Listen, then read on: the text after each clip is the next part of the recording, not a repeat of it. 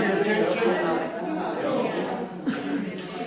You see, in my normal habit, I would say, let's bow in prayer, but this isn't the church service. We're good, glad to have you.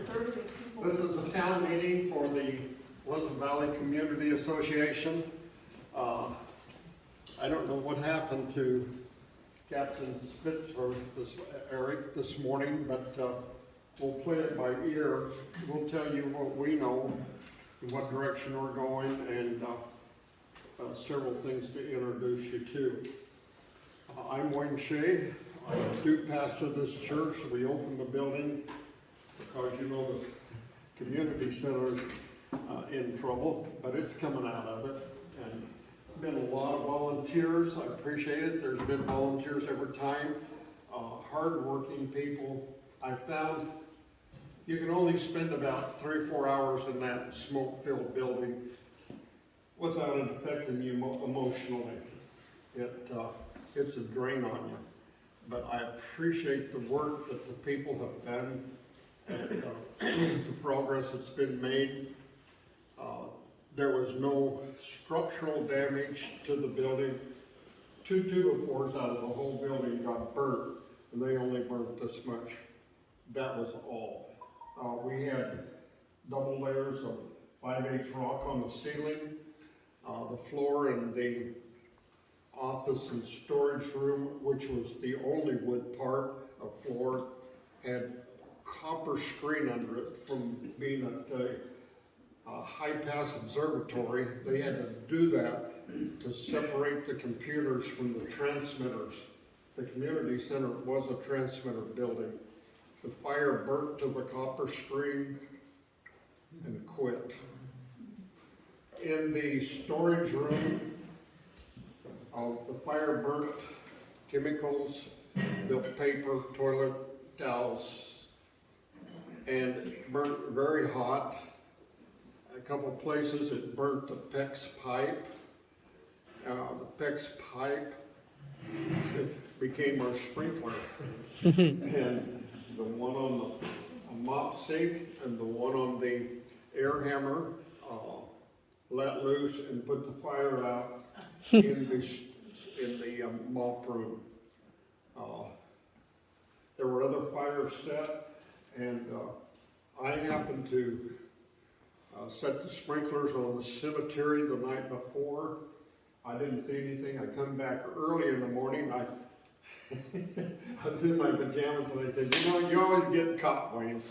So I put my clothes on and went over to the cemetery, changed the hoses and said, you know, I'm gonna fill the water cooler in the community center and check the building. I opened the door and the building was on fire. That was about a few minutes after 7. So I called my son and 911 and was able to put that fire out. And one of the few buildings that didn't burn down. It has a floor just like this one. Some of it was double sheetrocked and so forth. So the building wasn't sure. We have taken all the burnt sheetrock down. It burnt the paper, the tape, and everything off the sheetrock. We'll be encapsulating that with a special paint made to kill the smell, and then we'll cover that with new sheetrock. And of course the floor will be done. We'll have new paint. At this point, probably most of the oak trim,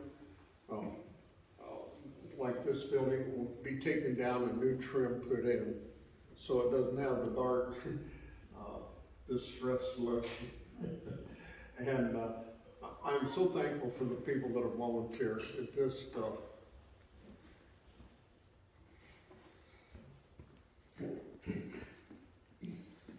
it tells me something about our community, doesn't it, you?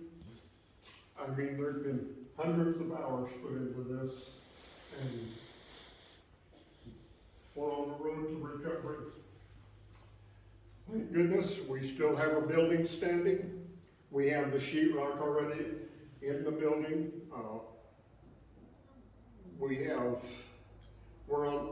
We're through hauling the trash out, okay? Now we're rebuilding. So I appreciate all the help that has been given to us, and we're looking to the future I'll be asking for just a short report. They're wanting to start a volunteer fire department now. They're talking to us about land. You understand the Pleasant Valley Community Association started, we wanted a cemetery. Some of the people wanted a senior citizen center. So I said, no, it's gotta be a community center. And, but we have to have a cemetery. That's my priority. So we got the cemetery, community center. In time, the borough couldn't afford the ball field anymore. So we bought the ball field from the borough and turned it not only to a ball field, but to a park, built the pavilions, put in some concrete bathrooms and so forth. We bought the land next to the community center for EMT and looking at a fire department and so forth. So I believe that will figure into the picture. I don't know what's going to happen. We met with the volunteer folks this morning.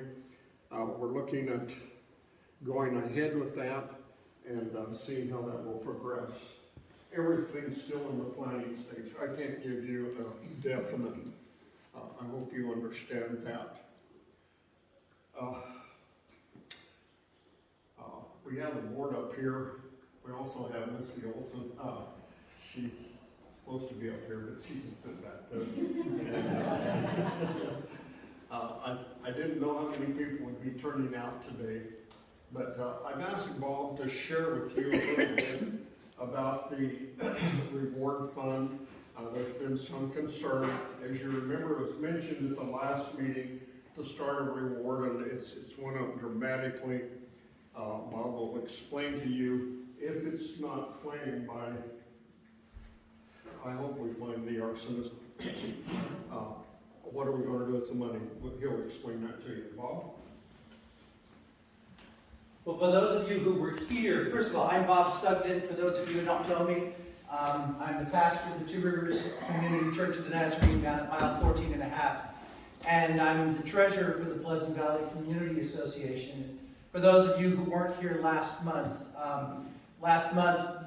when Captain Spitzer from the Troopers had got to the point in his presentation about asking for questions and answers, I raised my hand and I suggested or posed the question about doing a reward. And Captain Spitzer reached into his pocket and pulled out a $100 bill and said he'd like to be the first to contribute. Well, from that day to now, we now have, as of this morning, we have $23,397 that have been raised. Most of that has been $50 and $20 and $100 from this community. And that, as Pastor Wayne said just a few minutes ago, that speaks volumes about who we are as a people and as a community. The money is in the Mount McKinley Bank. We set up a special fund for that account, an account for that fund. Anyone in the community, anyone in the town can go to any branch of Mount McKinley Bank and just simply go to the teller and say, I want to contribute to the Pleasant Valley Reward Fund, and they know exactly where to put it. And so you're welcome to do that if you still would like to contribute. I have already had a couple people tell me this week that they intend to make more donations, and if those donations actually do take place, we will be over $25,000. So that's amazing. Now the question then came up, what are you going to do with this money if nobody ever claims it?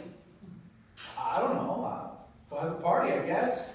I did not say that. Man's recording it for the radio, so now I'm in trouble. No, really and truly, what we've discussed, we are the keepers of the money. We don't own this money. We are simply providing a way for the money to be collected. There are some legalities that are involved. We're going to be talking with a lawyer to find out what can we do, what needs to happen. In some cases, people have given online through the online donation platform. Those people have already received a tax giving receipt that they can use in their tax purposes. So we can't give them their money back because then there's a possibility of fraud. So that we have it's all of this craziness that we have to talk to a lawyer about. But the bottom line is, we have been keeping strict accounting. We know who gave what, how much, and when. and to the best of our ability. Some people gave anonymously, and we don't have that information. But we are keeping strict accounting, and if you ever have any questions about your money, please come and see me, or any of the board members, but me specifically, because I'm the one doing the day-to-day counting. Does anybody have any questions at all about the reward fund or what's going on with it? Okay. All right, I'm done. Thank you. Just listen in. We're more than welcome. Okay, I see a bunch of blue shirts here. Who wants to talk about that? Barbie, or who does that? She has a gift for Gab. Go ahead. Okay.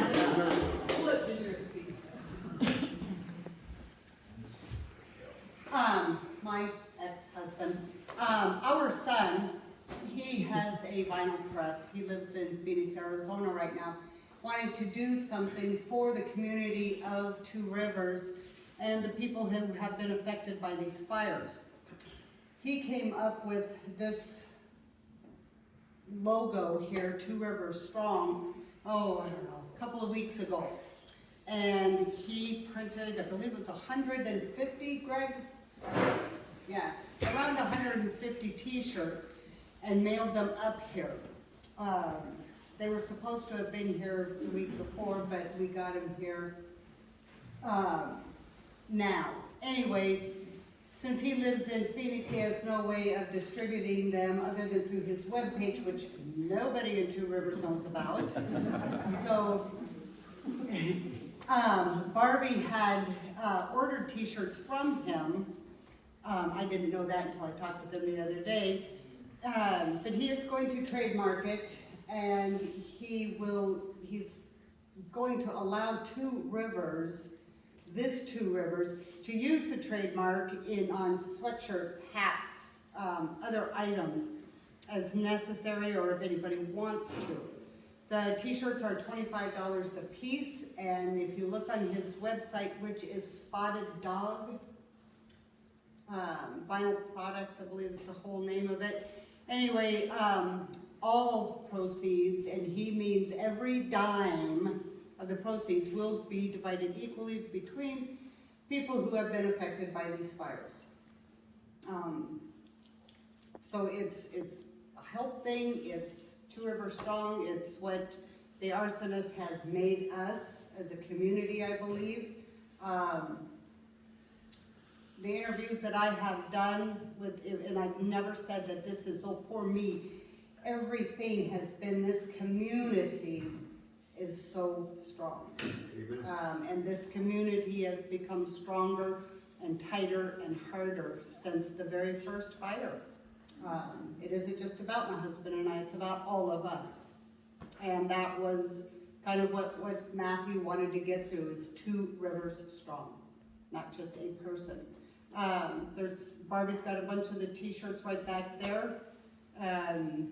We start to run out, Matthew will send more. We have a coffee shop, we can take card, cash, Yeah. check, whatever. But anyway, that's the deal on the t-shirt. It came from our son, and it was to benefit the entire community. So that was all I got on that. Thank you. So you can buy them at the outpost, is that right? Or you can buy them from Barbie right now? Doesn't look like the troopers coming. I'll tell you what I know. Every board member on the community association has been, what's the word, interrogated, questioned, roasted about the fire. And you know, when you're not guilty, it doesn't bother you. I had to fill out an 8-page questionnaire, as every other person on the board will. And ask very pointed questions. Where were you? What was you doing? What is your interest in this? What's your history with here? What was you doing every minute of the day of the fire? I'm shocked. have you lied on this report? Did point blank. And what if it goes to court and proves that you are a liar? You know, I tried to exemplify myself. I said I worked on his building for 12 years and not ever drawn one dime pay, so it can't be money. And many of these things, I said, you know, I have one final judge, and I will meet him, and he will hold me accountable. I know in my heart I haven't done it. All I can say is I didn't do it. I said, why would my past history, the work that I put into it, and the integrity, why would that be challenged? But once again, I go back to the principle. As Captain Eric said, there's only one person I'm sure about, and that's me. And I know I didn't do it. But if you're innocent, you can stand the interrogation. It's not easy for us, not easy for any of these people to face that sort of questioning. And they may have questioned you, but I think it's for our own benefit, don't you? I want them to get to the bottom of it. I want them to find the truth. I'll just openly tell you, we have someone stay in this church every night. There's every family in the church is minus one member because they stay home to protect their home, right? I mean, if you've spent 4 or 5 years to build this building, and 5 or 6 years to build a community center, why in the world would you leave it unwatched for? I think we're accountable for it, for what we've been given. So if I'm experiencing this, I know you are. If you live here, I know you have a concern. When you leave your house, the question comes back, will I come back to ashes or will I come back to my house? I know you're all facing that. But I'll tell you this much, I think we're stronger than living in fear. And I believe that we're going to be taken care of. I believe that our neighbors, and I believe it's drawing us together. I believe this is a good logo, Two Rivers Strong, because I see people talking to one another that haven't talked to one another. People come up to me, and I don't know you all, but you know me, you see me, and you hear me, and you'll come up and you'll talk to me, and I'm so glad to see that. I think that's what our community needs. And I wish I could give you some answers. I wish I could tell you but the FBI did tell me this week, he says, I believe we have the information we need right now to eventually solve this case. He said, we just have to put the pieces together. He said, it's like a puzzle laid on the table. We have to put all these pieces together. There's nobody perfect, and they haven't committed the perfect crime. So I have hope, and I have courage, and I know you do too. You wouldn't be here if you didn't care. That's why you're here. And I appreciate that. And I want you to watch your neighbors. I want you to watch these things going on. When I'm driving around late at night and checking the building or the community center and so forth out one last time, I've been stopped and saying, who are you? What are you doing? I'm Wayne Shea. I'm the president here, and I'm a pastor over there. I've lived here for 33 years. And this is my name. And what is your name? We have a meeting with the Neighborhood Watch. I don't know if anyone else here. She's not. Somebody has to stay home, right? You know, we get that. And it was really interesting how everything was, the blocks were all divided up and stuff, and the way it's organized with Trooper Miller and stuff, it's if you haven't been there and you don't know your neighbors, come to a meeting, get to know your neighbors. Last night driving home, saw smoke, you know, I mean, I know all my neighbors because of years of things and who to call for a fire. I didn't call Donnie because I was already way past there and he'd already been there. But, you know, we called David, you call people around your community and say, hey, this is what's happening. We all rolled on there and, you know, it was just somebody burning some brush, but it was very, very big, you know. That's what we do, but, you know, one of the things that they said was, you know, the trooper said was, write it down, take a picture. It might come back 2 days later that, hey, this happened here at this time, you know. And these memories will come back at different times to you. I've had some of these memories come back and say, oh, I forgot to tell them this, right? I overlooked that, and so, as you have those, communicate, and, I'm sorry the trooper's not here, but, I can't control his schedule, probably he can't control his schedule, so. What day and time is the next community watch meeting? Or is there? I'm not sure. I don't think she's scheduled. Yeah, and the thing is that there are, And I have one. For those of you who may not know, July 26th was the last time that there was an attempted arson. It actually took place on Milan Drive, which literally is right next door to my church at 14.5 Chino Springs Road. The owner came over to my church that morning and was very distressed, and we got the police involved, and they came out and did an investigation with the fire marshal and determined that indeed it was an attempted arson, but it failed, and their house thankfully wasn't harmed in any way. But that was 3 weeks ago, this coming Monday. And the thing that I have been very concerned about as I've been interacting with people in our community, we are talking about we are stronger as a community, and we are trying to be as diligent and faithful as we can.